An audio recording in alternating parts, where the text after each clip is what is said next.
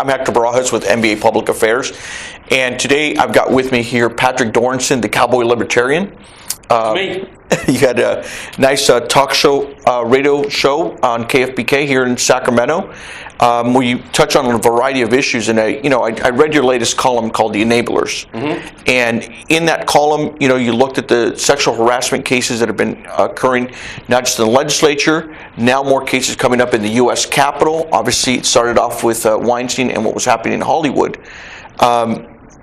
And I found some really, really interesting things in what you wrote. You said, with everything that's coming out right now, it seems to about 20 years too late. What do you mean by that? Well, when Bill Clinton was president, and we're almost to the 1998 or the 20th anniversary of 1998 when he got impeached, everybody made excuses.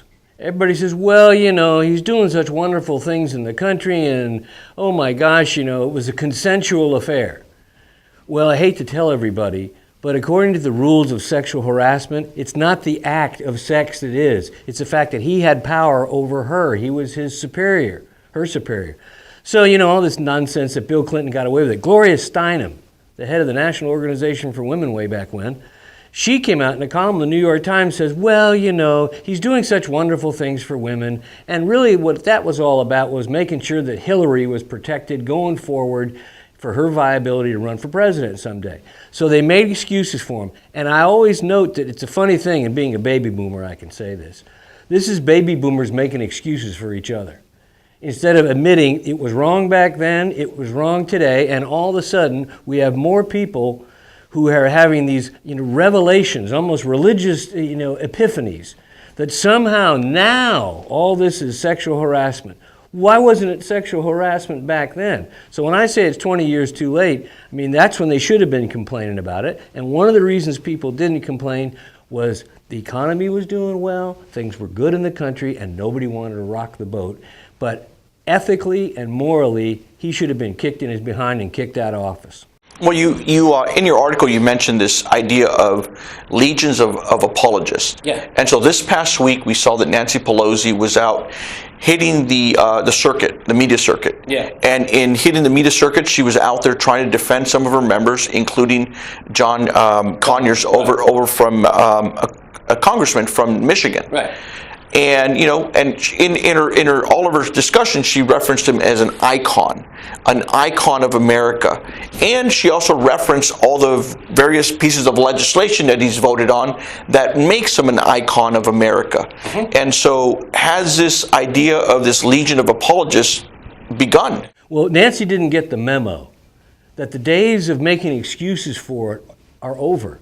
The defense she used for John Conyers is just what I was talking about. It's the exact same defense they used for Bill Clinton. Well, look at all the good he's done, and the good he's done is supposed to outweigh the bad he's done. No, that's not how life works. That's this moral relativism, That's this situational ethics. Well, ethics only matter depending on the situation. No, that ain't how ethics works. Ethics is ethics. There's not a rule book that says, here's ethics, and oh, by the way, here's all the exceptions to the ethics. There's one set of rules. And what bothers me the most is these people can't tell the difference between right and wrong. She is using the old playbook, and she got caught on it. Look at the blowback she got today. Yeah, one of the things she's starting to use is he's entitled to due process. He's, and he paid him off. He already got his due process. Right. Yeah, you're right.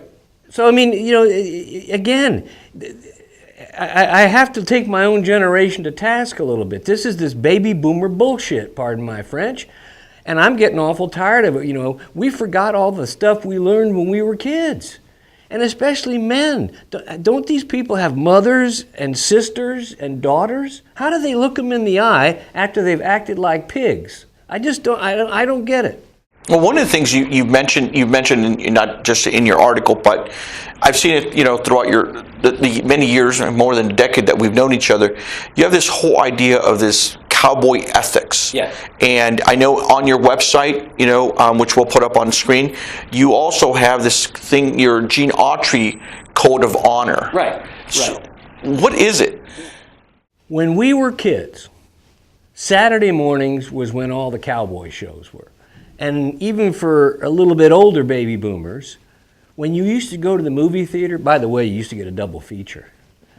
And when you went to the movies, just before the main features was cartoon, previews of coming attractions, and lots of times, and I'm talking early 50s, there was the serial.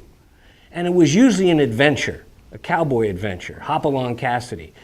And then you'd have to go next week because they'd stop and say, tune in next week. And that's how television evolved from that serial thing. But each one of our cowboys was Hop Along Cassidy way back when, whether it was Roy Rogers and Dale Evans, whether it was Gene Autry. All of them had a code that they would put on the screen and tell us. Now remember, boys and girls, brush your teeth and eat your vegetables and listen to your mom and dad because they know what's right. And they had these codes of honor or codes of conduct. The whole term honor today, it's a bygone word. It's almost, you got to dig it up somewhere because it's a relic. But Gene Autry had his code, be kind to animals. And one of his was respect womanhood. When we were kids, that is the images and that's the positive reinforcement we got. Now our parents liked it because it reinforced the message they were giving us. It wasn't like your parents tell you to eat your vegetables and Gene Autry told you to eat candy. He said, no, you listen to mom and daddy because they know what's right. And so that was the reinforcement. Now people say, well, that was all make-believe and everything. Of course it was make-believe. But look what they're doing on television today. They're programming our kids in the same way, only they're programming with all this God knows what, we're all going to decide what we're going to be someday. So that was the code. And I'm starting to wonder, because I look at a lot of these guys, Harvey Weinstein, Al Franken, they're my age. They're baby boomers. Didn't they watch Gene Autry on TV? Didn't they listen to Roy Rogers' code? Didn't they listen to the moral underpinnings that we had in this society? Now, we also had, more religious training. Because it didn't matter if what your religious background was. The Ten Commandments were still the Ten Commandments. Today, the Ten Commandments are just the 10 suggestions, and they're optional. So to me, it seems like everybody forgot what we were told. And just like a lot of other things, baby boomers decided, well, that's what our parents did, so we're going to get rid of it. And when you throw out the baby, the bathwater goes with it. And in your article, you also mentioned that maybe that's kind of where we need to go back, or we need to send over to congressional members and a lot of folks in business, maybe a copy of these books, so that they can begin to read some of this language and maybe begin to adopt it in their life. I mean, you had mentioned earlier that now that the light is shining on these folks, that you've got the cockroaches that are going to start scattering away. I mean, what's your take on what do you think is going to happen over the next couple of weeks, couple of months, or couple of years on this? I don't think we know yet. I think what's happening right now is people are scurrying. Every guy out there who's ever interviewed a woman or has ever done something untoward is scouring their background to see if there's anything they did professionally, first of all. And they're trying to figure it out. I think that what's going to happen is we're going to start to have a different understanding of this, and maybe with also the idea that women are feeling empowered, which is excellent, that's terrific. But let's remember a few other things. We also, when feminism came along, we also, well, you don't have to open the door for me, I can open the door for myself.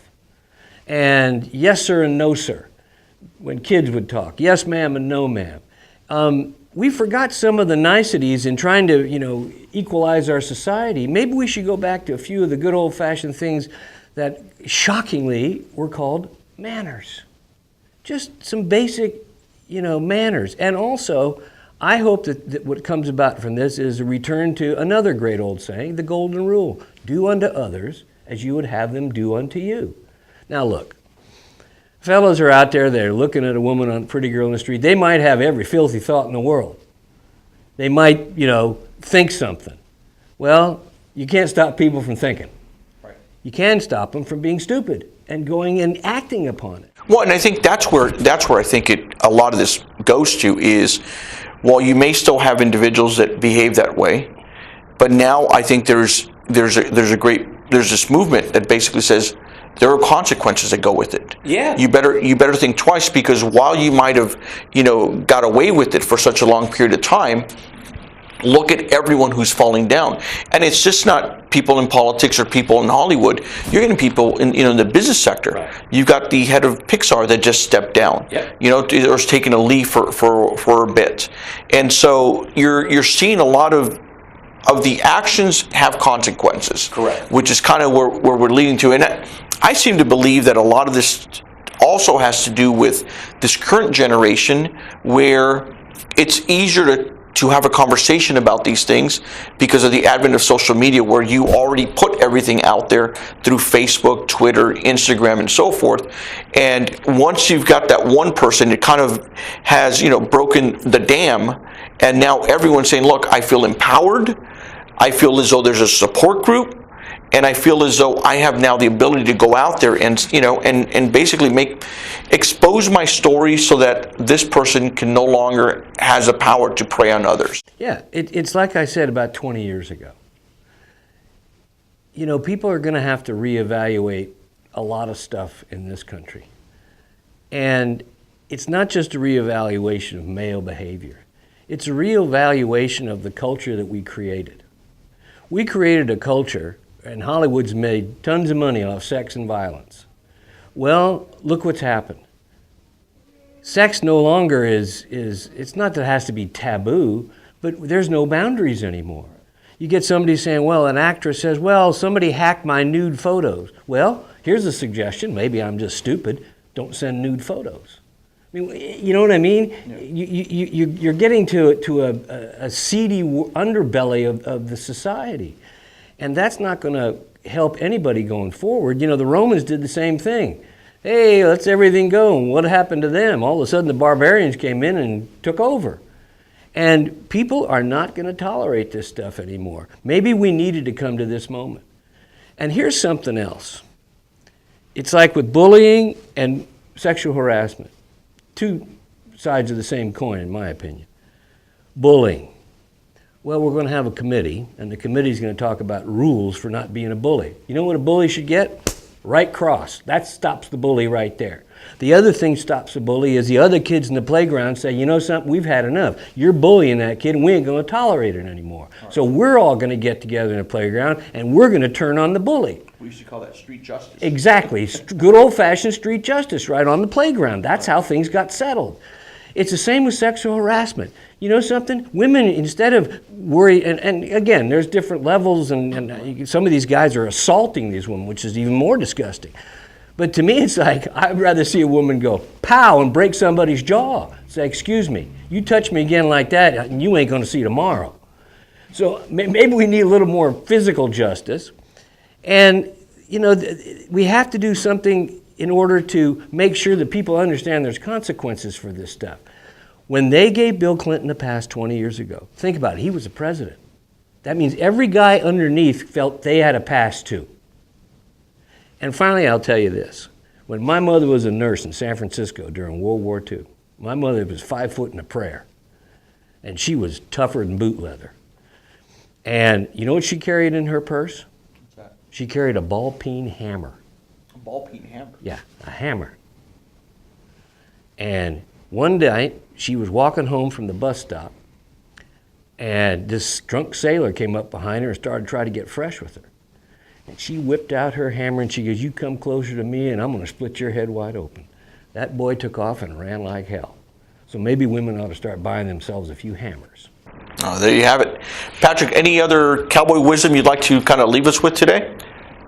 Yeah, I guess I'll leave everybody with this one. We're all going down a path right now in this issue, and we got to think real hard about it. But let's not walk down to the end of a path and not know where we're going. Because you know something, if you don't know where you know the way in, you're not going to know the way out. And we got to figure out how we're going to make sure we can get out of these things and not just keep walking ourselves into dead ends. And there you have it, here with Patrick Dorinson, the Cowboy Libertarian. Thanks, Patrick. You bet.